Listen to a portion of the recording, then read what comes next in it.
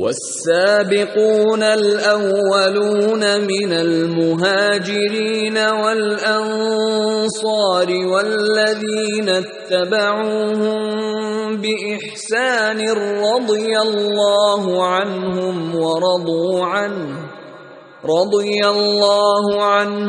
ورضوا عنه وأعد لهم جنات.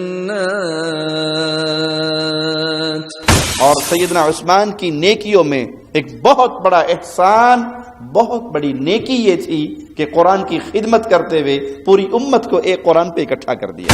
اسلام کے خلاف جھوٹے پروپیگنڈا کرنے والوں، جو اسلام کافر مظلوم کی بددعا سے اپنے ماننے والوں کو ڈرا رہا ہے، وہ کسی نان مسلم کا ناحق خون بہانے کی اجازت دے گا؟ اور وہ کہا کرتے تھے بلوائیوں سے کہ میں جب تک خلیفہ نہیں بنا تھا، عرب کے اندر سب سے زیادہ جانوروں کا مالک، اونٹوں، گھوڑوں، بکریوں کا مالک میں تھا، اور اب یہ حال ہے کہ میرے پاس صرف 2 اونٹ ہیں جو میں نے اپنی ذاتی خدمت کے لیے نہیں، صرف اللہ کے گھر کی زیارت کے لیے رکھے ہوئے ہیں. تو یہ اعتراض کرنے والے کہ امیر عثمان نے اپنی ذات کے لیے چراگاہ بڑھا لی تھی، جھوٹ بولتے ہیں. وہ چراگاہ بیت المال کے جانوروں کے لیے خاص تھی، نہ کہ امیر عثمان کی ذات کے لیے. امیر المؤمنین عمر نے جب عمیر بن سعد انصاری کو معزول کر دیا اور ان کی جگہ گورنر امیر معاویہ کو مقرر کر دیا، تو لوگوں نے کہا دیکھو عمر نے یہ کیا، عمیر کو معزول کر کے معاویہ کو والی بنا دیا. تو جس کو معزول کیا گیا تھا عمیر، وہ عمیر انصاری رضی اللہ عنہ کہنے لگے لا تذکروا معاویہ الا بخیر. اے لوگو، معاویہ کے بارے میں اپنی زبان کو جب بھی حرکت دو تو خیر اور بھلائی کے ساتھ دو.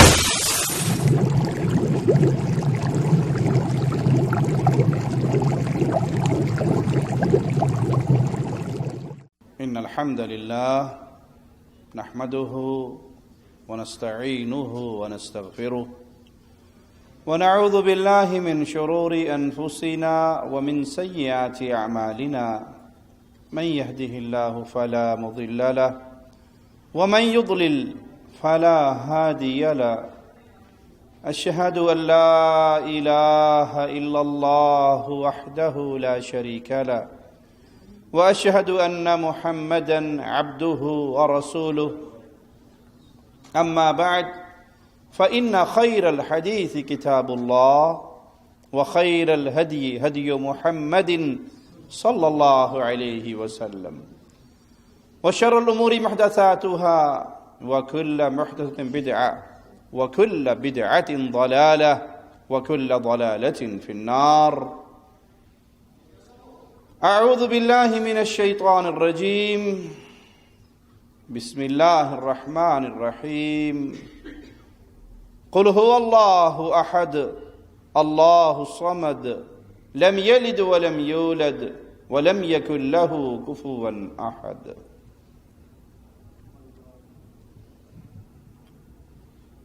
دشمنان اسلام، نبی کریم صلی اللہ علیہ وسلم کے صحابہ کے دشمن،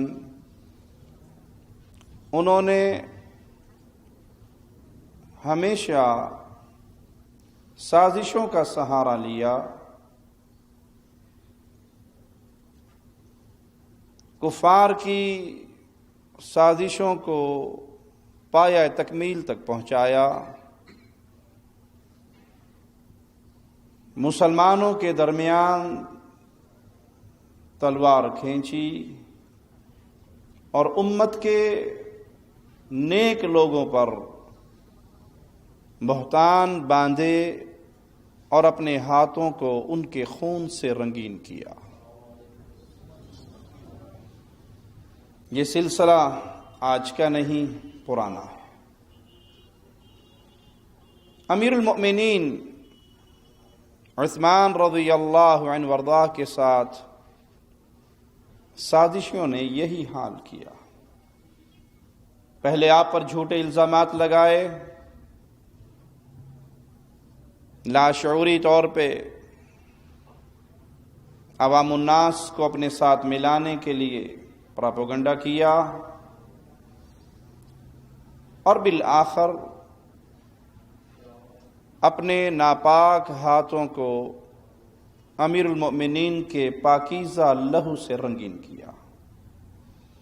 آئیے جو الزامات امیر المؤمنین سیدنا عثمان رضی اللہ عنہ وارضاہ پر لگائے ان پہ نظر دوڑاتے ہیں، اور پھر ہر الزام کا جواب اس ٹولے کو سناتے ہیں جن کی زبان آج بھی صحابہ کی پاکیزہ سیرت پر بھونکتی رہتی ہے۔ پہلا الزام یہ لگایا گیا کہ سیدنا عثمان نے عمار بن یاسر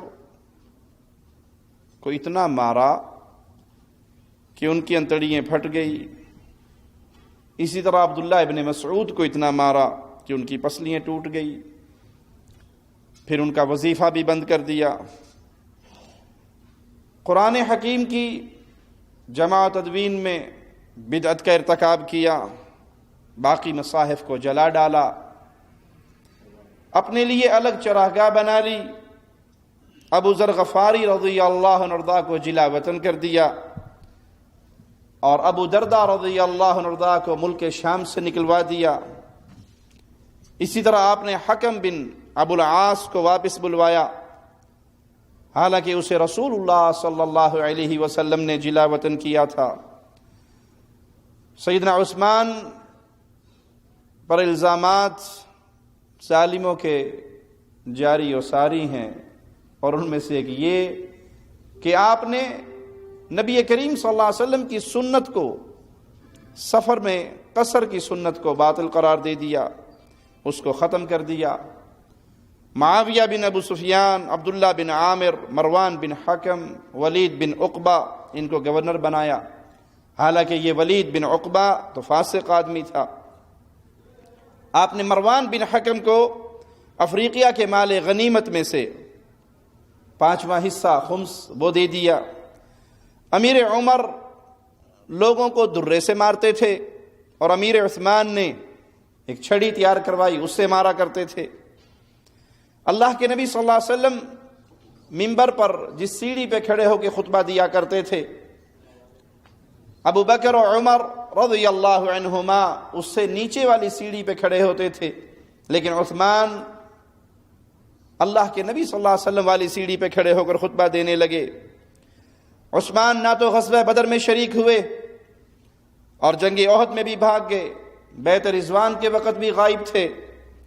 آپ نے عبید اللہ بن عمر کو ہرمزان کے قتل کے بدلے قتل نہ کیا، اور یہ وہی شخص تھا جس نے ابو لؤلؤ کو خنجر دے کر امیر عمر کے قتل کی پلاننگ کی تھی۔ ابو لؤلؤ تو ایک پتا تھا جو کھیلا گیا، اس کے پیچھے تو یہی مجرم تھا، یہی مجوسی تھا۔ ایک اور اعتراض کہ آپ نے عبداللہ بن ابی سرق کی طرف ایک خط لکھ کر اپنے غلام کے ہاتھ صدقے کے اونٹ پر اس کو روانہ کیا، اور اس خط میں یہ لکھا کہ یہ لوگ جب تمہارے پاس پہنچیں، جن کے نام اس خط میں موجود ہیں، ان سب کو قتل کروا دینا۔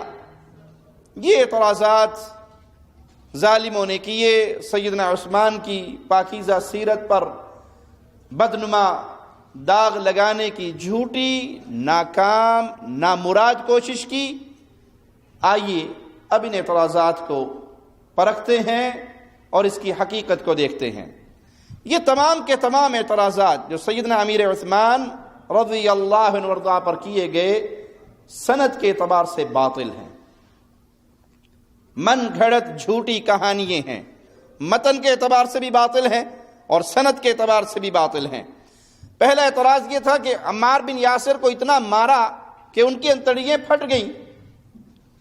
عقل اگر سلامت ہو تو سوال، عمار کو اتنا مارا کہ انتڑیاں پھٹ گئی تو عمار رضی اللہ عنہ زندہ کیسے رہے؟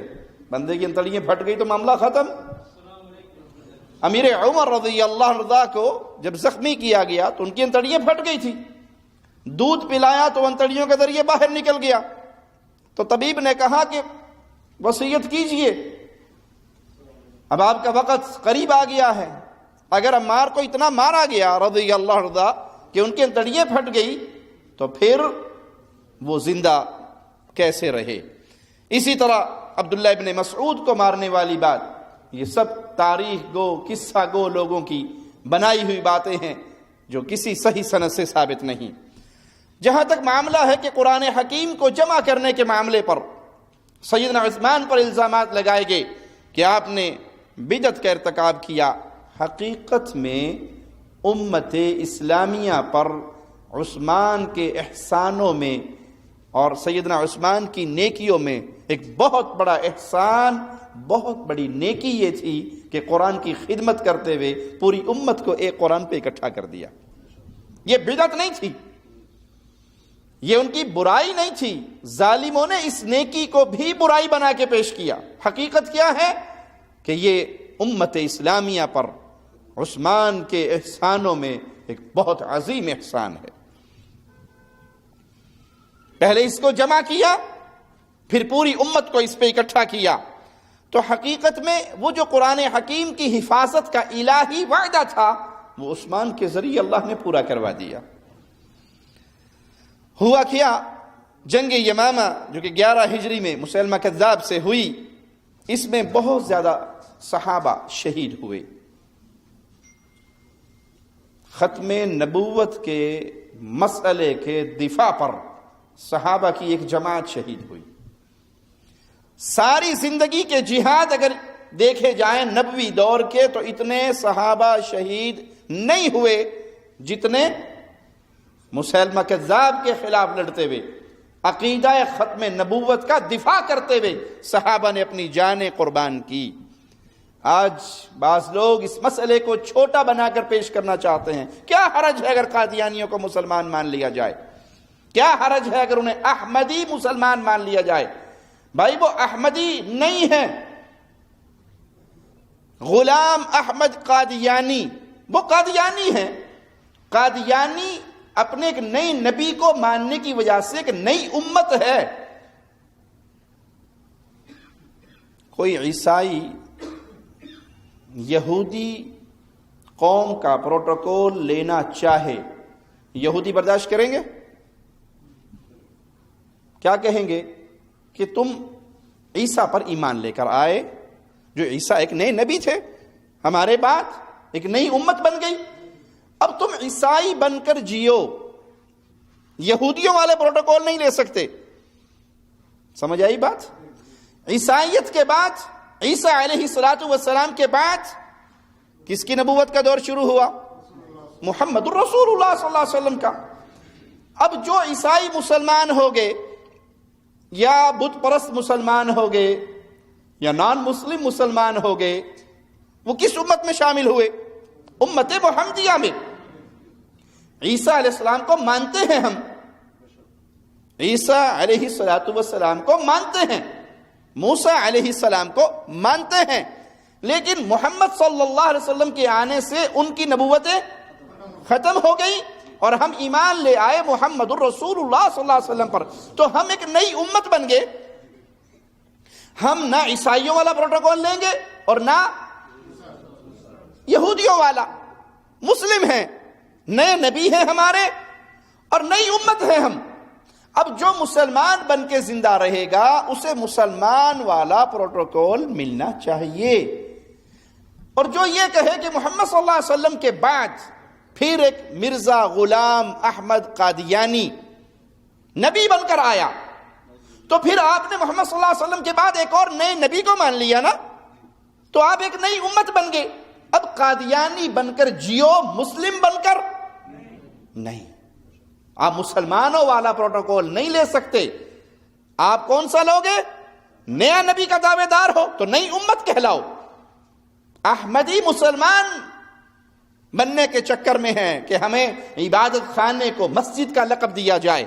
احمدیوں کی عبادت گاہ مسجد نہیں بن سکتی، مسجد صرف مسلمانوں کی ہوتی ہے، کفار کی نہیں۔ تم کافر ہو، تم نے ایک نئے نبی کو مان کر عقیدہ ختم نبوت کا خون کیا ہے، تو نئے نبی کے نام پہ، نئی امت کے نام پہ جیو، تمہیں کوئی مسلمان کچھ نہیں کہے گا۔ آج یہ جھوٹا پروپیگنڈا کرتے ہیں، مسلمان ہمیں مارتے ہیں، مسلمان یہ سب بکواسات ہیں۔ تمہارے ساتھ کلیش مسلمانوں کا کیا ہے کہ تم نے نئے نبی کو مانا ہے، نئی امت بنے ہو تو نئی امت بن کے جیو، اقلیتوں کے حقوق مسلمان ملکوں میں رہ کر لو، کوئی نہیں روکے گا، لیکن تم کلمہ ایک نئے نبی کا پڑھو، نبوت کسی نئے کی مانو، اور پروٹوکول مسلمانوں والا لینا چاہو تو مسلمان جب تک زندہ رہیں گے تمہارے اس خواب کو کبھی شرمندہ نہیں ہونے دیں گے۔ تو ختم نبوت کے دفاع کے لیے صحابہ کی ایک عظیم تعداد، بڑی تعداد شہید ہوئی، اور یہ تعداد ان میں سے اکثریت شہید ہونے والے قرآن حکیم کے حافظ تھے۔ ابو بکر صدیق رضی اللہ عنہ نے زید بن ثابت کو بلوایا، اور سیدنا عمر بھی ان کے پاس موجود تھے۔ ابو بکر کہنے لگے کہ یہ عمر میرے پاس آئے ہیں اور انہوں نے آ کر یہ بات کہی ہے کہ صحابہ کی ایک تعداد، بڑی تعداد شہید ہوئی، اگر اسی طرح حفاظ قرآن جنگوں میں شہید ہوتے رہے تو خطرہ ہے کہ کہیں قرآن حکیم کے معاملے میں امت کسی فتنے کا شکار نہ ہو جائے۔ تو یہ عمر کہتے ہیں کہ ہمیں قرآن حکیم کو اکٹھا کر لینا چاہیے۔ ابو بکر صدیق نے فرمایا کہ میں نے عمر سے کہا کہ تم وہ کام کیسے کروانا چاہتے ہو جو محمد الرسول اللہ صلی اللہ علیہ وسلم نے نہیں کیا؟ تو عمر کہنے لگے کہ ابو بکر، اے نبی کے خلیفہ، یہ تو بہت بڑی نیکی ہے کہ اگر ہم اس کلام الہی کو جمع کر جائیں، امت آزمائش سے بچ جائے، یہ اللہ کا کلام محفوظ ہو جائے، یہ بہت بڑی نیکی ہے۔ تو میرا دل بھی راضی ہو گیا، میرا سینہ بھی کھل گیا، میری رائے بھی وہی ہے جو عمر کی رائے ہے۔ اے زید، تم ایک سمجھدار ہو، عالم ہو، جوان ہو، یہ ڈیوٹی میں تمہارے ذمہ لگاتا ہوں کہ تم کلام الہی کو اکٹھا کرو۔ سیدنا زید کہتے ہیں، اللہ کی قسم، اگر ابو بکر و عمر مدینے کے پہاڑوں میں سے کوئی ایک پہاڑ مجھے اپنے سر پہ اٹھانے کا حکم دیتے تو وہ کام ہلکا ہوتا، قرآن جمع کرنے والا کام بڑا بھاری تھا۔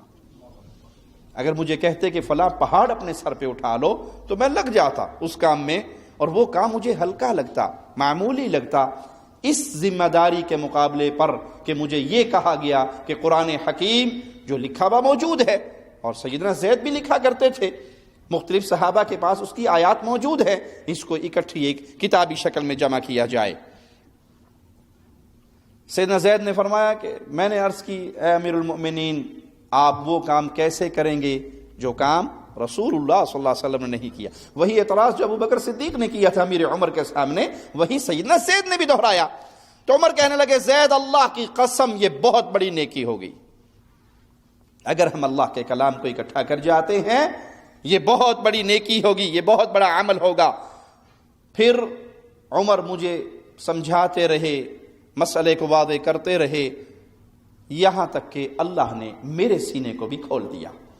جس طرح ابو بکر کا سینہ کھل گیا اور وہ اس رائے پر متفق ہو گئے، زید فرماتے ہیں کہ پھر مجھے بھی عمر نے اتنی بار یہ مسئلہ دہرایا میرے سامنے، مجھے سمجھایا کہ اللہ نے میرا سینہ بھی کھول دیا، اور پھر میں قرآن حکیم کی صورتوں کو، آیات کو تلاش کرنا شروع کر دیا۔ کسی کے پاس کھجور کی چھال پہ لکھی بھی ملی، کسی کے پاس تختیوں پہ لکھا ہوا ملا، سفید پتھر کی باریک سلیٹوں پہ لکھا ہوا ملا، کسی کے سینے سے میں نے لیا، یہاں تک کہ سارا کا سارا قرآن حکیم جمع ہو گیا۔ اور سورۃ توبہ کی آخری آیات، لقد جاءکم رسول من انفسکم عزیز علیہ ما عنتم حریص علیکم بالمؤمنین رؤوف الرحیم فإن تولوا فقل حسبی اللہ لا الہ الا ہو علیہ توکلت وہو رب العرش العظیم۔ آخر سورت تک یہ آیات مجھے ابو خزیمہ انصاری رضی اللہ عنہ وارضاہ کے پاس سے ملی۔ چنانچہ قرآن حکیم کے یہ نسخے ترتیب دیے گئے اور یہ نسخے ابو بکر صدیق رضی اللہ عنہ کے پاس رہے۔ آپ کی وفات کے بعد یہ نسخے امیر عمر کے پاس آ گئے رضی اللہ عنہ، اور امیر عمر کی شہادت کے بعد یہی نسخے، یہی صحیفے مومنوں کی ماں حفصہ سلام اللہ علیہا رضی اللہ تعالی عنہا، ان کے پاس کے نسخے رہے۔ پھر حذیفہ بن یمان امیر المؤمنین امیر عثمان کے پاس آئے. ان دنوں خلیفہ راشد سیدنا عثمان رضی اللہ عنہ وارضا آذربائیجان کی فتح کے سلسلے میں مصروف تھے. حذیفہ نے عرض کی امیر المؤمنین، اس سے پہلے کہ امت مسلمہ بھی یہودیوں اور نصرانیوں کی طرح اللہ کی کتاب میں اختلاف کرنا شروع کر دے، آپ اس کی خبر لیں. لوگ اختلاف کر رہے ہیں، میری قرات ٹھیک ہے، وہ کہتا ہے میری قرات ٹھیک ہے. حذیفہ کہتے ہیں امیر المؤمنین، کہیں مسلمان بھی یہود و نصارہ کی طرح اختلاف کا شکار نہ ہو جائیں، اس مسئلے کو حل کیجئے. تو پھر امیر عثمان نے سیدہ حفصہ سلام اللہ علیہا کو پیغام بھیجا، اور وہ صحیفے جو سیدنا زید کی نگرانی میں جمع ہو چکے تھے وہ منگوائے، اور پھر اس کے نسخے کروا کے اسے کتابی شکل بنا کر ان کو واپس کر دیے، اور مسلمانوں کے اندر ان نسخوں کو تقسیم کر دیا. یہ ڈیوٹی سیدنا عثمان نے کس کی ذمہ لگائی؟ زید بن ثابت، عبداللہ بن زبیر، سعد بن عاص، عبد الرحمن بن حارث رضی اللہ عنہم، ان کو حکم دیا. انہوں نے ان کی کاپیاں تیار کی، مزید نسخے تیار کیے، اور اللہ کا وہ وعدہ سچا ہوا جو مالک نے اپنی کتاب میں امت کو سنایا تھا، انا نحن نزلنا الذکر وانا له لحافظون. اس ذکر کو ہم نے نازل کیا ہے اور اس کے محافظ بھی ہم ہیں. وہ قرآن حکیم کے صحیفے پھر اس کی کاپیاں بنا کر اس کے نسخے بنا کر اسے تقسیم کیا گیا. سیدنا عثمان کے بعد سیدنا علی خلافت پر تشریف لائے، اور آپ نے عثمان کے اس عظیم عمل کو برقرار رکھا. یہاں رک کر یار لوگوں سے بھی چند باتیں ہو جائیں جن کی زبان صبح شام یہی پیغام دیتی ہے کہ نعوذ باللہ ثم نعوذ باللہ خلفاء نے قرآن حکیم کو بدل دیا تھا. ابو بکر، عمر، عثمان نے قرآن حکیم میں تبدیلی کر دی تھی. اصل قرآن تو مصحف فاطمی ہے جو سیدنا علی کے پاس تھا. جب سیدنا علی نے خلافت سنبھالی اور سیدنا علی کی شہادت کے بعد سیدنا حسن نے خلافت سنبھالی، ایک فاطمہ کے شوہر اور ایک فاطمہ کے بیٹے، اور بقول تمہارے اصل قرآن، اصول کافی کے اندر بھی یہ روایت موجود ہے کہ اصل قرآن کی 17,000 آیات ہے. اصل قرآن تو مصحف فاطمی تھا. علی نے عثمان کے ترتیب دیے ہوئے قرآن کو باقی کیوں رکھا؟ محبت سے، پیار سے، ادب سے، سمجھانے کی غرض سے، قریب لانے کی غرض سے، پیغام محبت دیتے ہوئے. آپ سے عرض ہے اگر آپ کا یہ دعویٰ سچا ہے کہ نعوذ باللہ ثم نعوذ باللہ ابو بکر، عمر، عثمان، 3 خلفاء نے قرآن حکیم میں تبدیلی کر دی تھی، اہل بیت کی شان کی آیات نکال دی تھی، زیادتی بھی کی، کمی بھی کی، اپنی مرضی سے آیات ڈال بھی دی اور اپنی مرضی سے آیات نکال بھی دی، وہ جھوٹے قصے ذاکروں کی زبان پر من گھڑت کہانیاں. ایک ذاکر کہتا ہے کہ ایک دہریہ آیا اور آ کر اس نے سوال کیا کہ مسلمانوں کی جماعت میں کلمہ پڑھنا چاہتا ہوں، میری شرط ہے میرے ایک سوال کا جواب دیا جائے. تمہارے قرآن پاک میں ایک آیت ہے ان اللہ علی کل شیء قدیر، اللہ ہر چیز پہ قادر ہے. تو نعوذ باللہ ثم نعوذ باللہ، یہ مجرم، یہ ظالم کہتا ہے کہ اس وقت پہلے خلیفہ نے اپنے مشیر سے پوچھا کہ یہ آیت ہے؟ انہوں نے کہا جی ہے. انہوں نے کہا ہاں جی ہے ہمارے قرآن میں. ابو بکر صدیق کو اتنی آیت بھی نہیں آتی تھی اور اس پر مجمع نے بھرپور طریقے سے داد دی. یہاں پر بعض ان سوئے ہوئوں کو جگانا بھی ضروری سمجھتا ہوں. ایک شخص کفر بک رہا ہے، ایک ذاکر توہین کر رہا ہے پیارے نبی کے صحابہ کی. ہونا تو یہ چاہیے جس کے دل میں ایمان کی رتی باقی ہے وہ اس کو اس کے اس کفر پہ ٹوکے، روکے، منع کرے. کچھ نہیں تو کم از کم خاموش ہو کر اپنے دل سے ہی برا جانے. یہی ہے نا برائی کو ختم کرنے کے راستے. ہاتھ سے روکو نہیں طاقت، زبان سے روکو نہیں طاقت، دل سے برا جانو، اور یہ ایمان کی آخری کیفیت ہے، یہ بھی نہیں تو پھر ایمان نہیں ہے۔ لیکن یہاں مجالس ذکر میں جو چیز ہمیں نظر آتی ہے، ذاکر جتنا بڑا کفر بکتا ہے یا جتنی بڑی وہ صحابہ کی شان میں گالی بکتا ہے، مجمع اتنا اٹھ کے اسے داد دیتا ہے، مجمع میں سے اتنی ہی اس کی تعریف کے نعرے گونجتے ہیں، معنی کہ عوام الناس اپنے اس ذاکر کے کفر میں برابر کی شریک ہے۔ جو یہ کہتے ہیں کہ نہیں جی ہاتھ تھوڑا رکھیا کرو، اس نے جو کفر بکا، مجمع نے اٹھ کے داد دی اس کے کفر پہ، وہ راضی تھے یا ناراض تھے؟ اگر وہ ناراض ہوتے تو اسے روکتے ٹوکتے کہ تجھے یہ جرت کہاں سے ملی کہ تم مسلمانوں کے خلیفہ کے خلاف زبان دراز کرے، ابو بکر صدیق کو گالی دے، ان کی شان میں اشارے کنائے سے گستاخی کرے۔ تو جب اس نے کہا کہ اس نے مشیر سے پوچھا جی کوئی ایسی آیت ہے؟ انہوں نے کہا جی بالکل ہے۔ تو مجمع نے بھرپور طریقے سے داد دی کہ پہلے خلیفے کو تو اتنی سی آیت بھی نہیں آتی تھی۔ انہوں نے کہا جی سوال کیا ہے؟ کہ سوال یہ ہے کہ جب یہ آیت قرآن پاک میں ہے کہ اللہ ہر چیز پہ قادر ہے، تو کیا اللہ اپنے جیسا اللہ بنانے پر بھی قادر ہے؟ کہا مشیروں اس کا کوئی جواب ہے؟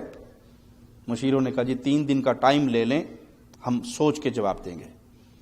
اس نے کہا کہ میں پھر 3 دن کے لیے یہیں بیٹھا ہوں، میں کہیں نہیں جاتا، آپ جواب تلاش کر لیں۔ 3 دن کے بعد آ کر پوچھتا ہے جی جواب؟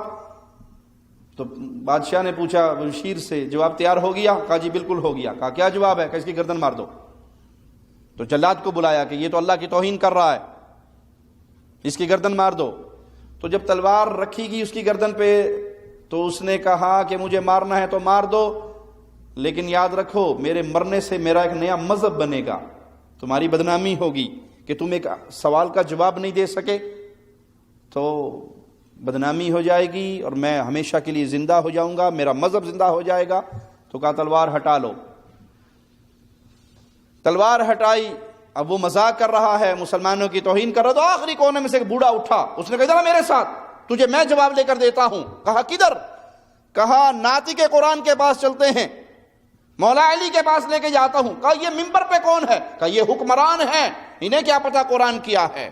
اور مجمع بھرپور طریقے سے اٹھ کے اس کی اس بکواس پہ داد دیتا ہے۔ کہا وہ لے کر سیدنا علی کے پاس پہنچا اور علی سے کہا کہ سوال ہے، قرآن پاک کی یہ آیت ہے کہ اللہ اور اللہ بنا سکتا ہے؟ تو مولا علی نے کہا ایک نہیں ہزاروں بنا سکتا ہے۔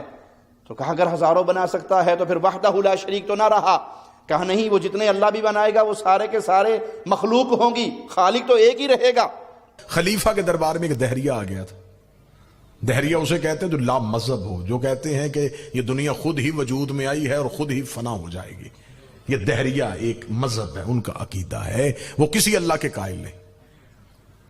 یہ خلیفہ کے دربار میں آ گیا، اس نے آگے خلیفہ سے سوال کیا، اس نے کہا میں مسلمان ہونا چاہتا ہوں۔ بابا جی خلیفہ بڑا خوش ہوا کہ اچھی بات ہے، کوئی مسلمان ہم سے بھی ہو۔ اور یہ خود ہی چل کے دربار میں آ گیا ہے، کوئی تلوار بھی نہیں اٹھانی پڑی۔ انہوں نے کہا ہاں جلدی کر کلمہ پڑھوائیں۔ اس نے کہا کلمہ بعد میں پڑھوانا، پہلے سوال کا جواب دو۔ اب حاکم پھر پریشان ہو گیا کہ سوال کا جواب؟ اس کا دہریہ ہے، کون سا سوال مشکل پوچھے گا؟ ہاں بھائی سوال کر کیا ہے؟ اس کا تمہارے قرآن میں آیت ہے ان اللہ علی کل شیء قدیر، بے شک تمہارا اللہ ہر شے پہ قادر ہے۔ انہوں نے کہا بے شک یہ آیت ہے۔ اس نے کہا پھر سوچ لو یہ آیت ہے؟ انہوں نے کہا ہے۔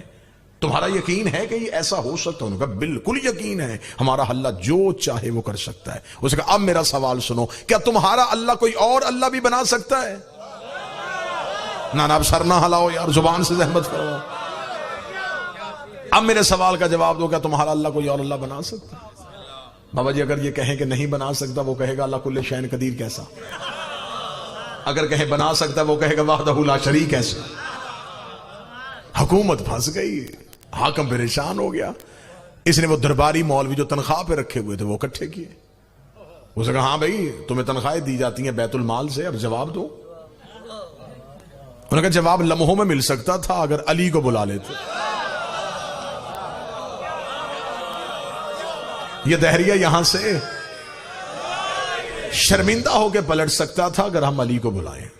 حاکم نے کہا میں نے تمہیں پہلے کہا ہے کہ مجھے اسلام علی کے بغیر چاہیے. ہر سوال کے لیے علی کے پاس جائیں, ہر سوال کے لیے علی کے پاس جائیں. تم اس کا کوئی جواب تلاش کرو. انہوں نے کہا پھر جواب تلاش کرنے کے لیے وقت چاہیے. کتنا؟ انہوں نے کہا 3 دن. حاکم نے دہریے سے کہا کہ 3 دن کے اندر تمہیں سوال کا جواب مل جائے گا. دہریہ چلا گیا. 30 دن کو دہریہ دربار میں آ کے کھڑا ہو گیا. اس نے کہا لائیں جی سوال کا جواب. یہ باتیں آن ریکارڈ ہیں, تاریخ کا حصہ ہیں. حاکم نے علماء کو بلایا. علماء کو بلا کے ہاں بھائی اس کے سوال کا جواب دو جس کے لیے 3 دن کی مہلت مانگی تھی. جواب تیار ہے؟ انہوں نے کہا جی بالکل تیار ہے. انہوں نے کہا کیا جواب ہے؟ انہوں نے کہا جواب یہ ہے کہ اس کو قتل کیا جائے گا. اس کا جرم, اس کا توہین مذہب, ہمارے اللہ کی توہین. ہمارے مسلمانوں کے دربار میں کھڑا ہو کے پوچھ رہا ہے کہ کیا اللہ کوئی اور اللہ بنا سکتا ہے؟ اس سے بڑھ کے توہین کیا ہوگی؟ سرتن سے جدا کرو, اس نے ہمارے اللہ پہ الزام لگائے. حاکم نے کہا پکی بات ہے یہ سزا اسلامی ہوگی؟ انہوں نے کہا بالکل اسلامی ہوگی. حاکم نے اشارہ کیا, جلاد نے تلوار کھینچی, ننگی تلوار دہریہ کی گردن پہ اس نے کہہ کے لگانے شروع کیے. حاکم نے کہا کیوں کہہ کے لگا رہا ہوں؟ میں دیکھوں گا کون بندہ مجلس میں جاگ رہا ہے. اس نے کہا کہہ کے کیوں لگا رہا ہوں؟ اس نے کہا تیری بے بسی پہ لگا رہا ہوں. میں جا رہا ہوں, سوال زندہ ہے. ہائے ہائے, میں تو جا رہا ہوں, سوال تو زندہ ہے. اگر تیرے اندر طاقت ہوتی سوال کو مارتا. اس کا تیری بے بسی پہ مجھے ہنسی آ رہی ہے. ابھی تو میری گردن کاٹے گا, میری لاش دربار سے باہر پھینکے گا, لوگ پوچھیں گے کیوں مارا؟ تو وجہ بتائے گا. وہ وجہ ایک سے دوسرے کے, دوسرے کے تیسرے کان میں جائے گی. یہ وجہ اتنی پھیل جائے گی کہ میرا سوال ایک دن مذہب بن جائے گا. میں اس مذہب کا بانی ہو جاؤں گا. جب تک سوال کا جواب نہیں دیا جائے گا تب تک میرا نام زندہ رہے گا. حاکم نے کہا فوراً جلا سے تلوار اٹھاؤ. اب مارے تو پھر مرتے, چھوڑے تو پھر مرتے. واللہ با خدا مجھے ممبر کے تقدس قسم دونوں طرف سرکار باب الحوائج کا علم ہے. یہ باتیں ہسٹری کا حصہ ہیں. درباری علماء سے کہا گیا کسی طریقے سے دہریے کو واپس بھیجو. انہوں نے کہا پھر ایک ہی طریقہ ہے, آیت قرآن سے واپس لے لیتے. ان اللہ علی کل شیء قدیر کی آیت کو قرآن سے واپس لے لیتے اور کہہ دیتے ہیں یہ آیت قرآن کا حصہ نہیں. ادھر قرآن کی حرمت پہ چھری چلنے لگی. یہ دربار کے کونے سے بوڑھا اٹھ کے کھڑا ہو گیا, اسے دہریے کی کلائی پہ ہاتھ رکھا, آ تجھے اس کے پاس لے کے جاؤں جو وارث قرآن. دہریے نے پلٹ کے اس بوڑھے کا چہرہ دیکھا تو اس کی داڑھی میں نور کی تاریں تھی. اس نے اپنی جھکی ہوئی کمر کو سیدھا کیا تو سینے میں منا اہل بیت کا تمغہ لگا ہوا تھا. آگے آگے سلمان چلا, پیچھے پیچھے دہریہ چلا. سلمان اپنی نظروں سے صراط مستقیم کے رستے تعین کرتا ہوا دہلیز امیر المومنین کی جانب بڑھا. امیر المومنین کا دروازہ آیا. سلمان نے سر سجدے میں رکھا, اپنی ریش کو علی کی دہلیز کے ساتھ مس کیا. رات کے گرے ہوئے نور کے تارے سلمان نے اپنی داڑھی میں سمیٹے. السلام علیکہ یا امیر المومنین کہہ کے سلام کیا. علی کی آواز آئی علیکہ سلمان. سلمان اکیلا آیا ہے یا دہریہ بھی ساتھ آیا ہے؟ اتنا کہنا تھا یا دہریہ نے پلٹنے کی کوشش کی. سلمان نے کہا جواب لے کے جا, واپس کیوں جا رہا ہے؟ اسے کہا مل گیا جواب. تو ملنے سے پہلے میرا نام جانتا ہے, یہ جواب بھی جانتا ہوگا. امیر المومنین گھر سے باہر آئے, سر کے رسول والا امامہ, کاندھے پہ ابو طالب والی ابا, حمزہ کا روب, اسماعیل کا چہرہ لے کے امیر المومنین دروازے کے باہر آئے. باہر آ کے تو نے سوال کیا تھا اللہ علی کل شیء قدیر ہے یا نہیں ہے؟ فرمایا بے شک ہمارا اللہ علی کل شیء قدیر ہے. تیرا دوسرا سوال یہ تھا کہ کیا وہ اللہ بنا سکتا ہے؟ علی کی آواز ہے وہ ایک نہیں 1000 اللہ بنا سکتا ہے, لیکن وہ جتنے بھی بنائے گا خالق وہی رہے گا. وہ سب مخلوق کہلائے, خالق تو وہی رہے گا نا. اس طرح کے من گھڑت قصے سنا کر تم جھوٹ پھیلاتے ہو پیارے نبی صلی اللہ علیہ وسلم کے سب سے عظیم صحابی کے خلاف. تو سوال یہ بنتا ہے کہ اگر عثمان نے جو قرآن نافذ کیا, پھیلایا, بانٹا, نسخے تقسیم کیے, وہ جھوٹا تھا, وہ من گھڑت تھا بقول تمہارے ذاکروں کے, بقول تمہاری اصول کافی کے. تو جب عثمان کی شہادت کے بعد خلافت علی کو ملی رضی اللہ عنہم اجمعین, تو علی نے عثمان والے مصحف عثمانی کو جاری رکھا یا مصحف فاطمہ کو جاری کیا؟ کوئی ایک روایت صحیح آپ پیش نہیں کر سکتے کہ سیدنا علی نے مصحف عثمانی کو چھپا دیا ہو اور مصحف فاطمہ کو جاری کر دیا ہو۔ تو اگر یہ جرم پہلے 3 خلیفہ کا تھا قرآن کو بدلنے کا، تو تبدیل شدہ قرآن کو ویسے باقی رکھنا جرم ہے یا نہیں؟ جب آپ کو حکومت مل گئی، جب آپ کو قوت مل گئی، جب سٹیٹ آپ کے ہاتھ میں آ گئی، تو اس کا مطلب یہ ہوا کہ جو جو غلطیاں ہوئی تھی ان سب کی اصلاح واجب تھی۔ تو پھر وہ قرآن لا کے عوام الناس کے سامنے پیش کرنا سیدنا علی پر واجب تھا، سیدنا حسن پر واجب تھا۔ لیکن تاریخ شاہد ہے کہ وہی قرآن جو عثمان کے دور میں جس کے نسخے تیار کیے گئے، اسی کو مولا علی نے بھی باقی رکھا اور سیدنا حسن نے بھی باقی رکھا۔ انہی حضرات کے ایک بہت بڑے شیخ علی بن موسیٰ المعروف بابن طاؤس اپنی کتاب میں سیدنا علی کا ایک قول نقل کرتے ہیں۔ وہ کہا جاتا ہے جادو وہ جو سر چڑھ کے بولے، جو دن کی روشنی میں بھی آپ کو نظر آئے کہ معاملہ یہ ہے۔ یہ قول اگر میں کسی اہل سنت کی کتاب سے سناتا تو کہنے والا کہہ سکتا تھا کہ آپ تو جی اہل سنت ہیں، اپنے گھر سے دلیل لا رہے ہیں۔ یہ قول اہل سنت کی کتاب میں نہیں۔ اس قول کو نقل کرنے والا علی بن موسیٰ المعروف بابن طاؤس، وہ اپنی کتاب میں نقل کرتا ہے کہ علی نے کہا ایھا الناس اللہ اللہ ایاکم والغلو فی امر عثمان، اے لوگو اللہ سے ڈرو، اللہ کی کبریائی کا خیال رکھو، امیر المؤمنین عثمان کے بارے میں غلو سے بچو، اور ان کے بارے میں اپنی اس بات سے باز آ جاؤ کہ وہ قرآن کو جلانے والا تھا۔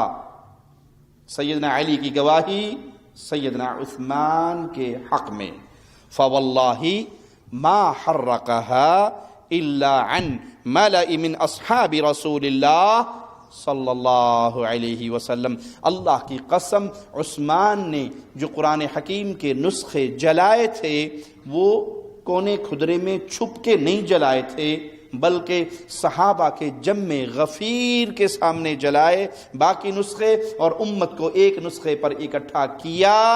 کسی ایک صحابی نے بھی عثمان کے اس عمل پر اعتراض نہیں کیا۔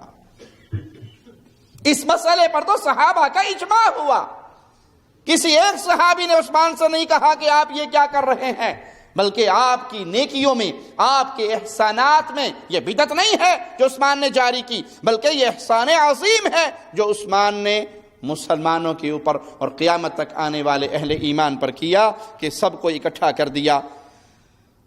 اللہ کی قسم جو کتابیں عثمان نے جلوائیں وہ صحابہ کی پوری جماعت کے سامنے اور صحابہ کے مشورے سے انہوں نے جمع کیا، انہوں نے اکٹھا کیا، صحابہ سے مشورہ کیا، اور جب اختلافات بہت بڑھ گئے کہ ایک آدمی جب دوسرے سے ملتا تو اس کی قرات کو غلط کہتا اور اپنی قرات کو سچ کہتا، تب مجبور ہو کے سیدنا عثمان نے یہ قدم اٹھایا۔ باقی رہا یہ اعتراض کہ سیدنا عثمان نے اپنے لیے چراگاہ خاص کر لی تھی، تو یہ اعتراض بھی باطل ہے۔ سیدنا عثمان نے اپنی ذات کے لیے کوئی چراگاہ نہیں بنائی تھی، بلکہ آپ سے پہلے عمر اور عمر سے پہلے ابو بکر رضی اللہ عنہما انہوں نے چراگاہ بنوائی۔ نہ عمر نے اپنی ذات کے لیے، نہ ابو بکر نے اپنی ذات کے لیے، بلکہ صدقے کے اونٹ، بیت المال کے جانور اور مجاہدین کی سواریاں جو جہاد فی سبیل اللہ میں استعمال ہوتی تھی، ان کی خوراک کے لیے چراگاہ کس نے بنوائی؟ امیر عمر نے۔ جب عثمان کا دور آیا، بابرکت دور آیا، جس میں فتوحات بہت زیادہ ہوئی اور ملکوں کے ملک مسلمانوں کی ملکیت میں داخل ہوئے، تو جتنا جہاد زیادہ ہوگا، جتنی فوج بڑھے گی اتنی سواریاں بڑھیں گی، جتنا مال غنیمت کے جانور زیادہ ہوں گے اتنی ہی چراگاہ بڑی کرنی پڑے گی۔ پہلے 100 اونٹ تھے، پھر 200 ہوئے، تو 200 اونٹ تو 100 والی چراگاہ سے نہیں پیٹ بھر سکیں گے، تو بیت المال کے اونٹ زیادہ ہونے سے سیدنا عثمان نے اس چراگاہ کے اندر اضافہ کیا۔ آئیے امیر عمر کا ایک قول آپ کو سناؤں جو صحیح بخاری حدیث نمبر 3059۔ عمر اپنے ایک غلام کو جس کو چراگاہ کا ذمہ دار بنایا تھا اسے ہدایت کرتے ہیں۔ ہدایت سنیے، مسلمانوں سے اپنے ہاتھ کو روکے رکھنا، ان پہ ظلم نہ کرنا، مظلوم کی بد دعا سے ہمیشہ بچے رہنا، کیونکہ مظلوم کی بد دعا قبول ہوتی ہے۔ اور میں یہ جملہ بارہا دہراتا ہوں، آج پھر دہرانا چاہتا ہوں، اللہ ہمارے دلوں کی اصلاح فرما دے۔ مظلوم کی بد دعا قبول ہوتی ہے، بھلے مظلوم کافر کیوں نہ ہو۔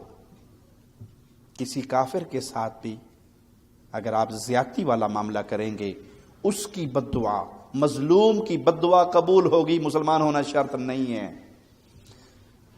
اسلام کے خلاف جھوٹے پروپیگنڈا کرنے والوں، جو اسلام کافر مظلوم کی بد دعا سے اپنے ماننے والوں کو ڈرا رہا ہے، وہ کسی نان مسلم کا ناحق خون بہانے کی اجازت دے گا؟ اسلام تو سلامتی والا دین ہے، اسلام تو محفوظ رکھنے والا دین ہے، خونوں کو، عزتوں کو۔ یہ اسلام وہ مبارک دین ہے جو اپنے ماننے والوں کو کہتا ہے کہ دریا کے کنارے پر بیٹھ کے وضو کرو تو پانی زیادہ ضائع نہ کرو۔ دریا کے کنارے پر بیٹھ کے مسلمان وضو کرے تو اپنی ضرورت سے زیادہ، دریا میں کوئی کمی پڑے گی، ایک لوٹے کی جگہ پہ 2 لوٹے نکل آئیں، دریا میں فرق پڑ جائے گا، لیکن مسلمان کی عادت تو خراب ہوگی نا۔ یہ وہ مبارک دین ہے جو اپنے ماننے والوں کو دریا کے کنارے پر بیٹھ کر پانی ضائع کرنے کی اجازت نہیں دیتا، کسی کا ناحق خون بہانے کی اجازت کیسے دے گا؟ جو یہ ظلم کر رہے ہیں وہ اسلام کو بدنام کر رہے ہیں، اور ان کا اسلام سے کوئی تعلق نہیں ہے۔ امیر عمر کہہ رہے ہیں مظلوم کی بد دعا سے بچنا۔ اور اگلا جملہ بڑا سوچنے کے قابل، غور کے قابل، اور اعتراض کرنے والوں کا منہ بند کر دینے والا جملہ ہے۔ سنو، یہ عمر نے اپنی خلافت میں حکم دیا، ابھی عثمان خلیفہ نہیں بنے۔ سنو، عبد الرحمن ابن عوف، عثمان بن عفان اور ان جیسے جو امیر صحابہ ہیں، ان کے مویشیوں کے معاملے میں اللہ سے ڈرتے رہنا۔ کیا معنی؟ کھلی چھٹی دے دینا ان کو، غریبوں کے جانور روک لینا؟ کہا نہیں، ان کے جانوروں کو، غریب صحابہ کے جانوروں پر فوقیت نہ دینا کہ تم یہ سمجھو کہ یہ امیر عثمان بڑے امیر ہیں، یا عبد الرحمن ابن عوف بڑے امیر ہیں، ان کے جانور آئیں تو فوراً ان کو چراگاہ میں داخل کر دو، اور کسی کی 1 بکری 2 بکری 2 اونٹ 4 اونٹ آئیں تو وہ غریب ہو تو اس غریب کو دھکے دے کے نکال دو۔ ایسا نہ کرنا۔ کیوں؟ اگر عبد الرحمن ابن عوف اور عثمان بن عفان کے جانور بھوک سے مر بھی جائیں تو ان کے پاس باغات اتنے ہیں کہ یہ اپنے باغات سے اپنا اور اپنے بیوی بچوں کا پیٹ پال سکتے ہیں۔ لیکن جو غریب آدمی ہوگا جس کے پاس 2 بکری 2 اونٹ 4 جانور ہیں، اگر ان کے جانور بھوک سے مر گئے تو ان کے بچوں کی روٹی کہاں سے پوری ہوگی؟ جہاں امیر عمر کی عدالت نظر آ رہی ہے یہاں پہ، وہاں امیر عثمان کی امارت بھی نظر آ رہی ہے کہ خلافت سنبھالنے سے پہلے امیر عثمان کے اتنے جانور تھے، اتنی بکریاں تھی، اتنے اونٹ تھے کہ وہ مدینہ کی بستی میں سماتے نہیں تھے، ان کے لیے الگ انتظام کیا جاتا تھا۔ امیر عثمان وہ امیر ترین آدمی تھے کہ جس کے 5000 زر خرید غلام تھے۔ تم اللہ سے ڈرنا، عبد الرحمن اور عثمان کے مویشیوں کے معاملے میں غریبوں کے دروازے بند نہ کر دینا، بلکہ غریبوں کو زیادہ موقع دینا، کیونکہ ان کے بچے کہاں سے کھائیں گے، ان کے پاس تو جانور ہی تھوڑے ہیں۔ اللہ کی قسم اہل مدینہ یہ سمجھتے ہوں گے میں نے ان کے ساتھ زیادتی کی، کیونکہ چراگاہ کہاں بننی تھی؟ مدینہ کی زمین پہ۔ عمر کہہ رہے ہیں اہل مدینہ یہ سمجھتے ہوں گے میں نے ان کے ساتھ زیادتی کی، ان کی زمینیں لے کے۔ اللہ کی قسم اگر وہ گھوڑے نہ ہوتے جن پر مجاہدین کو سوار کروا کے میں اسلام کے جہاد کے عمل کے لیے روانہ کرتا تو میں ان کے علاقوں میں سے ایک بالشت زمین بھی چراگاہ نہ بناتا۔ جس طرح امیر عمر نے بیت المال کے مویشیوں میں اضافہ ہونے کی وجہ سے چراگاہ کو وسیع کیا، اسی طرح امیر عثمان نے ابو بکر و عمر کی سنت پہ چلتے ہوئے چراگاہ میں اضافہ کیا، کیونکہ فتوحات بڑھ گئی اور جانور بڑھ گئے۔ لیکن جب امیر عثمان خود خلیفہ بنے، انہوں نے اپنے جانوروں کو، اپنے غلاموں کو اللہ کے راستے میں کیسے قربان کیا کہ ان کے پاس 2 اونٹ باقی تھے، اور وہ کہا کرتے تھے بلوائیوں سے کہ میں جب تک خلیفہ نہیں بنا تھا عرب کے اندر سب سے زیادہ جانوروں کا مالک، اونٹوں، گھوڑوں، بکریوں کا مالک میں تھا، اور اب یہ حال ہے کہ میرے پاس صرف 2 اونٹ ہیں جو میں نے اپنی ذاتی خدمت کے لیے نہیں، صرف اللہ کے گھر کی زیارت کے لیے رکھے ہوئے ہیں۔ تو یہ اعتراض کرنے والے کہ امیر عثمان نے اپنی ذات کے لیے چراگاہ بڑھا لی تھی، جھوٹ بولتے ہیں۔ وہ چراگاہ بیت المال کے جانوروں کے لیے خاص تھی، نہ کہ امیر عثمان کی ذات کے لیے۔ 5واں اعتراض کہ انہوں نے ابو ذر غفاری کو جلا وطن کیا، یہ بھی جھوٹ پر مبنی ہے۔ امیر عثمان نے ایسا ہرگز نہیں کیا، بلکہ ابو ذر غفاری رضی اللہ عنہ وارضاہ نے بذات خود مقام ربضہ پر جا کر تنہائی اختیار کرنے کو پسند کیا، اور امیر المؤمنین نے ان کی یہ درخواست قبول کر لی، ان کی اس خواہش کا احترام کیا، اور ان کو تکریم کرتے ہوئے ان کے آرام کی ضرورت کی تمام چیزیں دے کر انہیں روانہ کیا۔ خود نہیں نکالا، لیکن اللہ کے نیک ترین ولی، انتہائی زاہد و عابد، انتہائی عبادت گزار ابو ذر غفاری، انہوں نے اس جگہ کو خود اپنے لیے پسند کیا۔ امیر عثمان نے ان کو اجازت دی اور ان کی تکریم کی اور ان کو سامان سے نواز کر بھیجا۔ ملک شام اور دمشق کے گورنر امیر معاویہ اور ابو درداء کے درمیان کچھ تلخ کلامی ہو گئی۔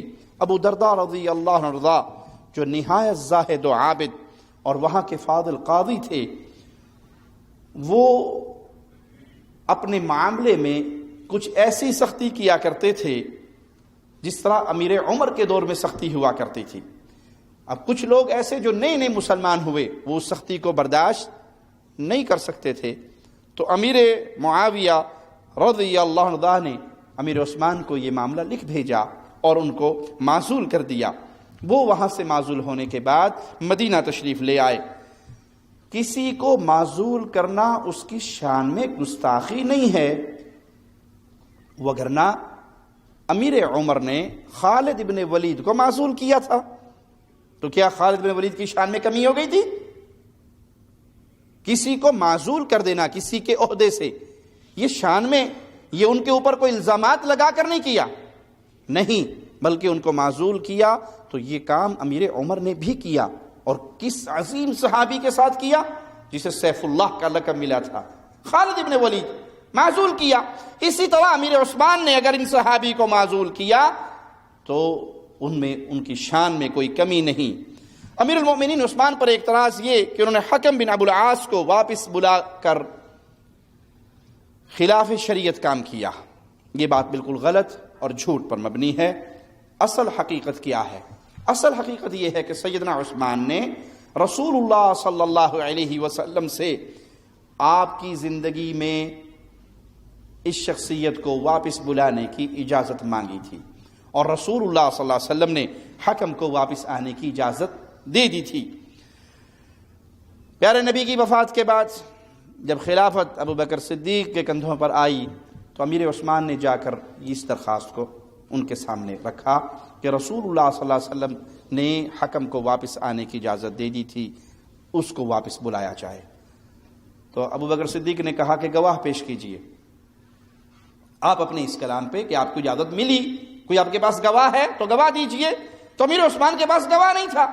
یہی درخواست امیر عثمان نے امیر عمر کو بھی دی تھی، انہوں نے بھی یہی کہا کہ آپ کے پاس گواہ ہے تو دیجئے۔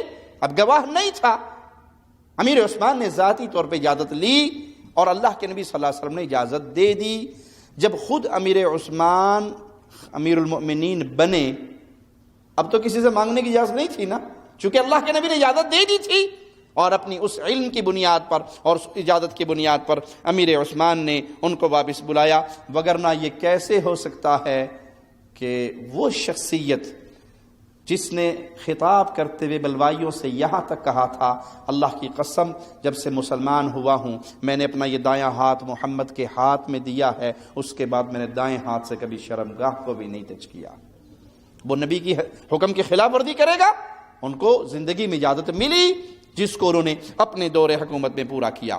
اور جہاں تک ماجرا ہے اس اعتراض کا کہ سفر میں قصر کرنے کا معاملہ، تو وہ ایک اجتہاد ہے، کیونکہ کچھ لوگ جو نئے نئے مسلمان ہوئے تھے، نئے نئے اسلام میں داخل ہوئے تھے، وہ اس نماز قصر کے حوالے سے فتنے میں مبتلا ہو گئے۔ اور واپس جا کر اپنے گھروں کے اندر بھی انہوں نے 2 رکعت نماز پڑھنی شروع کر دی، سفر میں بھی 2، اور وہ یہ سمجھے نئے مسلمان تھے کہ نماز ہو ہی 2 رکعت گئی ہے، اور انہوں نے 2 رکعت ہی پڑھنا شروع کر دی۔ تو امیر عثمان نے مسئلہ سمجھانے کے لیے کہ 4 رکعت والی نماز کم نہیں ہوئی، سفر کے دوران بھی 4 ہی باقی رکھی۔ یہ واقعہ 29 ہجری کے موسم حج کا ہے۔ عبد الرحمن ابن عوف نے اس مسئلے پر سیدنا عثمان سے ناراضگی کا اظہار کیا، تو امیر المؤمنین نے جواب دیا کہ گزشتہ سال بعض یمن کے حاجی آئے، انہوں نے 2 رکعت نماز پڑھی، اور واپس جا کر وہ یہی سمجھے کہ نماز 2 رکعت ہی ہے، اور انہوں نے اپنے گھر میں قیام کی حالت میں بھی 2 رکعت نماز پڑھی۔ اس لیے میں نے اس فتنے سے بچنے کے لیے نماز سفر کے اندر بھی 4 رکعت پڑھی۔ یہ سن کر ابن عوف اٹھے اور عبداللہ ابن مسعود رضی اللہ عنہ کے پاس آئے اور سارا ماجرا ابن مسعود کو سنایا۔ تو عبداللہ ابن مسعود نے بھی یہی فرمایا کہ مجھے معلوم ہے امیر المؤمنین نے 4 رکعتیں نماز پڑھی ہیں، ان فتنوں کے پیش نظر میں بھی اپنے ساتھیوں کو 4 رکعت پڑھاتا ہوں۔ جو عثمان کا عمل تھا، ابن مسعود کہتے ہیں ان فتنوں کے پیش نظر کہ نئے مسلمان ہونے والے بدو اعرابی لوگ وہ یہ سمجھ بیٹھے کہ کتنی نمازیں ہیں، کتنی رکعتیں ہیں، 4 کی جگہ پہ 2 ہو گئی ہیں، تو وہ قیام کی حالت میں بھی، سفر میں بھی اور مقیم ہو کر بھی 2 ہی پڑھتے تھے۔ ابن مسعود کہتے ہیں میں نے بھی ایسا ہی کرنا شروع کیا تاکہ لوگ فتنے کے اندر مبتلا نہ ہو جائیں۔ تو عبد الرحمن ابن عوف نے کہا میں بھی آج کے بعد ایسے ہی کروں گا۔ اعتراض کرنے والوں نے صرف شخصیت داغدار کرنے کے لیے اعتراضات کو پکڑا، حقیقت حال جاننے کے باوجود ان کی زبانوں سے پیارے نبی کے صحابہ کی عزت محفوظ نہیں رہتی۔ باقی رہا یہ اعتراض کہ امیر المؤمنین نے امیر معاویہ کو ملک شام کا گورنر بنایا، تو انہیں امیر عثمان نے نہیں بنایا، امیر عمر نے بنایا۔ معاویہ کو خلافت کی یہ ذمہ داری امیر عمر نے دی اور ملک شام کے سارے علاقے ان کے اختیار میں دیے۔ عثمان نے ان کو ان کے عہدے پر باقی رکھا، مقرر نہیں کیا۔ اعتراض یہ عثمان پر بنتا ہی نہیں، اگر تم اعتراض کرتے ہو تو پھر امیر عمر پہ کرو، کہ معاویہ کو والی شام امیر عمر نے بنایا اور عثمان نے اس پہ باقی رکھا۔ بلکہ امیر عمر سے پہلے ابو بکر صدیق رضی اللہ عنہ وارضاہ نے امیر معاویہ کے بھائی یزید بن ابو سفیان کو گورنر مقرر کیا، اور امیر یزید نے امیر معاویہ کو اپنا نائب بنا لیا۔ ابو بکر صدیق نے امیر معاویہ کے بھائی یزید کو شام کا گورنر بنایا، اور امیر یزید نے اپنے بھائی معاویہ کو اپنا نائب بنا لیا۔ کس دور میں؟ ابو بکر کے دور میں۔ ابو بکر کو یہ خبر ملی اور وہ خاموش رہے، کینسل نہیں کیا، یہ نہیں کہا کہ تم نے میری اجازت کے بغیر ان کو اپنا نائب کیوں رکھ لیا ہے، خاموش رہے۔ معنی یہ کہ ابو بکر اس پر راضی تھے تبھی تو خاموش رہے، اگر راضی نہ ہوتے تو فوراً اس کو معزول کر دیتے۔ تو امیر عمر نے پھر امیر معاویہ کو شام کی ذمہ داری دی، امیر عثمان نے ان کو باقی رکھا۔ ابن کثیر رحمہ اللہ نے البدایہ والنہایہ جلد 8 صفحہ 133 پر سیدنا سعد بن ابی وقاص رضی اللہ عنہ کا قول نقل کیا ہے، ذرا سنیے۔ یہ صحابی جو 10 مبشرہ میں شامل ہیں کیا گواہی دے رہے ہیں۔ فرماتے ما رأيت احدا بعد عثمان اقضى بحق من صاحب هذا الباب یعنی معاویہ، میں نے امیر المؤمنین عثمان کے بعد اس دروازے والے امیر معاویہ کے دروازے کی طرف سعد بن ابی وقاص اشارہ کرتے ہوئے کہہ رہے ہیں، عثمان کے بعد اس دروازے والے شخص یعنی امیر معاویہ سے بڑھ کر حق کے ساتھ فیصلہ کرنے والے کسی شخص کو نہیں پایا۔ عثمان کے بعد حق کے ساتھ فیصلہ کرنے والا سب سے بڑھ کے جو شخص تھا وہ امیر معاویہ تھا۔ یہ گواہی دی ہے کس نے؟ سعد بن ابی وقاص رضی اللہ عنہ نے۔ ابن کثیر اسی کتاب کے صفحہ 135 پر ایک اور گواہی نقل کرتے ہیں جو عبداللہ بن عباس رضی اللہ عنہما کا قول ہے، وہ فرماتے ہیں ما رأیت رجلا اخلق بالملک من معاویہ، میں نے معاویہ سے بہتر سلطنت اور حکومت کے اخلاق والا شخص کسی کو نہیں پایا۔ عبداللہ ابن عباس بھی امیر معاویہ کے حق میں گواہی دے رہے، اور سعد بن ابی وقاص بھی امیر معاویہ کے حق میں گواہی دے رہے۔ امیر المؤمنین عمر نے جب عمیر بن سعد انصاری کو معزول کر دیا اور ان کی جگہ گورنر امیر معاویہ کو مقرر کر دیا تو لوگوں نے کہا دیکھو عمر نے یہ کیا، عمیر کو معزول کر کے معاویہ کو والی بنا دیا۔ تو جس کو معزول کیا گیا تھا عمیر، وہ عمیر انصاری رضی اللہ عنہ کہنے لگے لا تذکروا معاویہ الا بخیر، اے لوگو معاویہ کے بارے میں اپنی زبان کو جب بھی حرکت دو تو خیر اور بھلائی کے ساتھ دو۔ فإنی سمعت رسول اللہ صلی اللہ علیہ وسلم یقول اللہم اہدی بہ، میں نے اپنے کانوں سے رسول اللہ صلی اللہ علیہ وسلم کی یہ جملے سنے ہیں، اے اللہ معاویہ کے ذریعے لوگوں کو ہدایت دے۔ جامع ترمذی حدیث نمبر 3843۔ جس کے لیے اللہ کے نبی صلی اللہ علیہ وسلم دعا مانگے، اے اللہ اس کے ذریعے لوگوں کو ہدایت والا بنا، وہ خود بے ہدایتہ ہوگا۔ وہ سنیں جن کی زبان ہمیشہ امیر معاویہ کی شان میں گستاخی کرنے پر تلی رہتی ہے۔ رسول اللہ صلی اللہ علیہ وسلم دعا مانگ رہے ہیں، اے اللہ معاویہ کے ذریعے لوگوں کو ہدایت یافتہ بنا۔ اور دوسری روایت میں ہے اللہ کے نبی صلی اللہ علیہ وسلم نے فرمایا اللہم اجعلہ ہادیا مہدیا واہد بہ، اے اللہ معاویہ کو ہدایت والا مہدی بنا دے، اس کے ذریعے لوگوں کو ہدایت دے، اسے ہدایت والا بنا، اسے ہدایت دینے والا بنا، ہدایت کی طرف رہنمائی کرنے والا بنا اور اس کے ذریعے ہدایت دے۔ تین دعائیں ہیں رسول اللہ صلی اللہ علیہ وسلم کی، اللہم اجعلہ ہادیا مہدیا واہد بہ، اس کو ہدایت یافتہ بنا، مہدی بنا اور اس کے ذریعے لوگوں کو ہدایت کی راہ پہ چلا۔ جس کی شان میں پیارے پیارے حبیب کی یہ دعائیں ہو، اور ظالموں تمہاری زبان اسی شخصیت کے اوپر دراز ہو تو پھر سوچ لو نبی کے صحابی کی گستاخی کرنے والا کا انجام بہت برا ہوتا ہے۔ اب تو امیر معاویہ رضی اللہ عنہ کی شان میں کوئی ایک لفظ بھی سننا پسند نہیں کرتا، برداشت نہیں کرتا۔ ایک مولوی صاحب کو ہم نے دیکھا، نعت خواں کو دیکھا، اس نے شان امیر معاویہ میں چند اشعار ہی پڑھے تھے قبر پرستوں کے میلے میں کہ پیچھے سے گدی نشین بابا جی پیر جی اٹھے اور فوراً اس نعت خواں کے ہاتھ سے مائک چھین کے اسے دھکا دے دیا اور کہا کہ اس سٹیج پر معاویہ کی شان بیان نہیں ہو سکتی۔ محبت کے ساتھ جو اہل سنت کا ذوق رکھتا ہے، اعلیٰ حضرت سے محبت کرتا ہے، اعلیٰ حضرت کے عقائد کے مطابق میرے ساتھ ہی کلام جھوم جھوم کے پڑے گا تو کوئی جب آپ خاموش نہ ہو۔ کاتب قرآن ہے معاویہ، معاویہ کاتب قرآن ہے معاویہ، کوئی جب آپ خاموش نہ ہو تو خاموشوں کا پتہ لگ جائے گا کہ بندہ عقیدے کا نہیں ہے، کس اور عقیدے کا ہے۔ محبت کے ساتھ کاتب قرآن ہے معاویہ، معاویہ کاتب قرآن ہے معاویہ، معاویہ کاتب قرآن ہے۔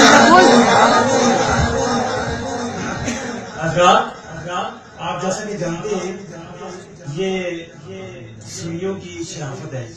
الحمدللہ ثم الحمدللہ ہم کبھی اپنے سٹیج پہ کسی کو یہ ضرورت نہیں دیں گے کہ ہم آپس میں اختلاف پیدا کریں۔ ہم محبت والے لوگ ہیں۔ لا یؤمن احدکم حتی اکون احب الیہ من والدہ وولدہ والناس اجمعین۔ ہم نے محبت رسول سے کی ہے۔ صبر کر لیجیے، صبر کر لیجیے، صبر کر لیجیے، صبر کر لیجیے، بس اتنی محبت ہے۔ شاہ صاحب کیا دیکھیے یہ مختصراً آپ کے سامنے مختصراً جو کچھ میرا جس نے کرنا ہے اسے کرے۔ الحمدللہ سنی سید ہوں، حسبی نسبی سید ہوں، خاندانی سید ہوں اور سنیوں کے سٹیج کا عالم ہوں۔ الحمدللہ یہ بات عقیدے کی میں آپ کو بتا رہا ہوں۔ اور برداشت کریں، برداشت کریں، برداشت کر دیتا ہوں۔ تو آپ بھی برداشت کریں، میں برداشت کر دیتا ہوں تو آپ بھی برداشت کریں. میں صبر کر دیتا ہوں، میں نہ بولتا کسی لفظ سے بولتا انشاءاللہ. ماں میرے والدین ماں خاموشی سکھائی ہے اس واسطے، ماں والدین خاموشی سکھائی ہے. ماں بولنا بڑا آتا ہے الحمدللہ، لیکن ماں والدین خاموشی سکھائی ہے. میں خاموش ہیں، صرف اتنا بول، صرف ایک لفظ بول کے اجازت کرنا. اگر اتنے کسی نے والد کا کوئی بندہ گالیاں دینا ہوئے تو برداشت کر سکتا نہیں، برداشت کر رکھتا نہیں، برداشت کر رکھتا. میرے والد نے جس 84 سال گالیاں دیتے ہیں میں برداشت کر کے انسان. میرے والدین جس مولا علی بھی گالیاں دیتی ہیں، نبی بھی گالیاں دیتی ہیں، فاطمہ بھی گالیاں دیتی ہیں، حسن و حسین بھی گالیاں دیتی ہیں، میں کتوں برداشت کر رکھتا. جس سٹیج پر معاویہ کی شان بیان نہ ہو وہ سٹیج اہل ایمان کا سٹیج بھی نہیں ہو سکتا. ہم اہل بیت کی عزت کرتے ہیں، ہم اصحاب رسول کی عزت کرتے ہیں. یہ نہیں ہو سکتا کہ آپ امت میں تفریق کریں اس بنیاد پر کہ یا اہل بیت والے بنو یا صحابہ والے بنو. یہ تفریق اہل ایمان کے ہاں نہیں پائی جاتی. مسلمان اہل ایمان مومنین کی جماعت جیسے اہل بیت سے پیار کرتے ہیں ویسے ہی اصحاب محمد سے بھی پیار کرتے ہیں صلی اللہ علیہ وسلم.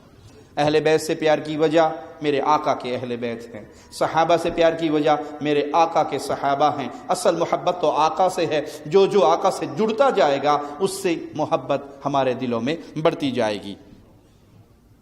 جہاں تک عبداللہ بن عامر کا تعلق ہے تو ان کو امیر المومنین عثمان نے ہی گورنر بنایا، کیونکہ یہ ننیال کی طرف سے بھی اور ددیال کی طرف سے دونوں طرف سے باعزت شخص تھے.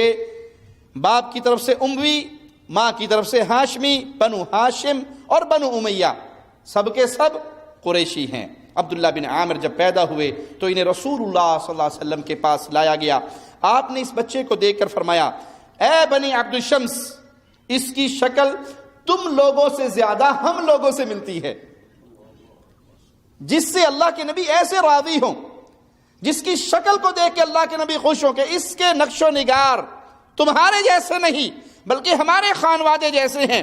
پھر آپ نے اپنا لعاب دہن اس بچے کے منہ میں ڈالا تو عبداللہ نے پیارے نبی صلی اللہ علیہ وسلم کا لعاب دہن پی لیا، نگل لیا. رسول اللہ صلی اللہ علیہ وسلم نے اس بچے کے بارے میں فوراً خوشخبری کیا دی کہ یہ بڑا ہوگا، لوگوں کی سیرابی کا ذریعہ بنے گا، لوگوں کو پانی پلانے کا ذریعہ بنے گا. اور جب یہ صحابی بڑے ہوئے تو جہاں پانی نکالنے کی کوشش کرتے فوراً پانی نکل آتا، جہاں کنواں کھودتے وہیں سے پانی نکل آتا کہ اس کے مبارک پیٹ میں محمد کا لعاب کیا تھا صلی اللہ علیہ وسلم. اور یہاں ہم یہ بات بھی کہہ دیں جو ہمارے خلاف اکثر عوام الناس کے اندر پروپیگنڈا کی جاتی ہے کہ اہل توحید رسول اللہ صلی اللہ علیہ وسلم کے تبرکات کو نہیں مانتے. یہ جھوٹ ہے. ہم پیارے نبی صلی اللہ علیہ وسلم کے تبرکات کو مانتے ہیں. آپ کے لعاب میں برکت، کوئی شک نہیں. آپ کا لعاب پیا عبداللہ بن عامر نے، اللہ نے کتنے برکتوں والا بنایا. جہاں کنواں کھودنے کی کوشش کرتے، پانی نکالنے کی کوشش کرتے تو فوراً ہی اللہ کی رحمت سے پانی نکل آتا. آپ کے پسینے میں خوشبو، آپ کے پسینے میں برکت، آپ کے مبارک بالوں میں، منہ مبارک میں برکت، آپ کے جبے میں برکت، آپ سے لگی ہوئی چیزوں میں برکت ہے. اس میں اہل ایمان کی کوئی دو رائے نہیں ہے. لیکن یہ تبرک والا معاملہ خاص محمد الرسول اللہ صلی اللہ علیہ وسلم تک ہی ہے. آپ کا لعاب دہن صحابہ اپنے ہاتھ پہ لیا کرتے تھے. آپ کے وضو کا پانی صحابہ اپنے ہاتھ پہ لے لیتے تھے، اپنے جسم پہ مل لیتے تھے. یہ ماجرا کسی صحابی نے ابو بکر صدیق کے ساتھ نہیں کیا، جو اصل پوائنٹ سمجھانے والا ہے.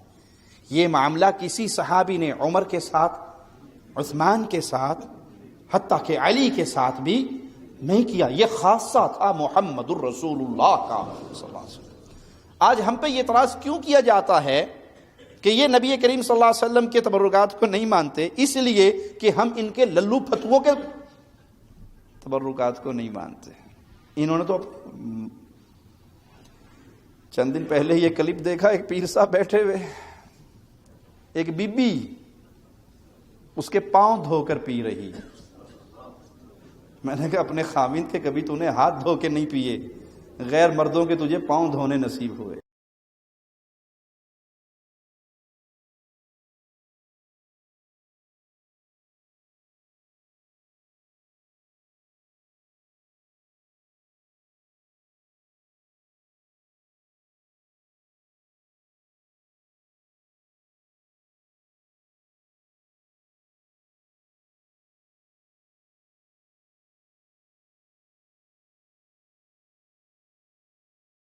انا للہ و انا الیہ راجعون۔ پیر صاحب بیٹھے ہوئے ہیں، پاؤں دھلوا رہے ہیں، بیویاں دھو رہی ہیں اور چلو بھر بھر کے پانی پی رہی ہیں۔ نہ شرم پلے ہے، نہ غیرت پلے ہے۔ غیر مرد کے پاؤں ہاتھ لگانے کی تجھے کس نے اجازت دی ہے؟ غیر مرد کا جسم چھونے کی تجھے کس نے اجازت دی ہے؟ میرے آقا صلی اللہ علیہ وسلم کے بارے میں میری ماں گواہی دیا کرتی تھی، صدیقہ کائنات سلام اللہ علیہا۔ عائشہ فرمایا کرتی تھی میرے پیارے حبیب صلی اللہ علیہ وسلم نے، رسول کریم صلی اللہ علیہ وسلم نے کسی نامحرم عورت کا ہاتھ نہیں چھوا۔ اور تم پیرو غیر عورتوں سے اپنے پاؤں دبواتے ہو، ٹانگیں دبواتے ہو، اس پہ بھی صبر نہیں کرتے، ان کو پاؤں دھو دھو کے پلاتے ہو۔ اور اگر ہم کہیں کہ یہ غلط ہے، دیکھا جی اللہ کے نبی کے تبرکات کو نہیں مانتے، بھائی وہ خاصہ میرے آقا کا تھا، اس پر ایمان ہے، اس کے اندر اللہ نے شفا رکھی تھی، اس کے اندر اللہ نے برکت رکھی تھی، لیکن وہ خاص میرے حبیب آقا جناب محمد رسول اللہ صلی اللہ علیہ وسلم کا ماجرا تھا، آگے نہیں چلا کہ وہ صحابہ میں، تابعین میں، تبع تابعین میں، محدثین میں، ائمہ دین میں آیا ہو اور لوگوں نے ان کے لعاب کو بھی چاٹا ہو اور اپنے منہ پہ ملا ہو، نہیں ہوا۔ تم تو آج کے بھنگیوں کو، نشیوں کو، صوفیوں کو، بد عقیدہ اور بد کردار لوگوں کو تم نے یہ مقام دے دیا ہے کہ عورتیں آتی ہیں، ان کے پاؤں چومتی ہیں، ان کے پاؤں کے دھون پیتی ہیں۔ اس قبر پرستی کی لعنت نے تمہیں ایسا پاگل کر دیا۔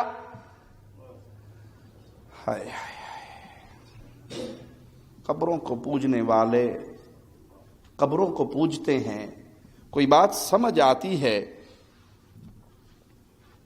کہ سامنے قبر ہے، ہم تو شروع سے پیٹتے آ رہے کہ قبروں کی پوجا بھی نہیں ہو سکتی، لیکن کم از کم جو قبر پوج رہا ہے اس کے سامنے ایک تصور تو ہے نا کہ بابا جی، شاہ جی، پیر جی، پونچی سرکار اندر پڑی ہے۔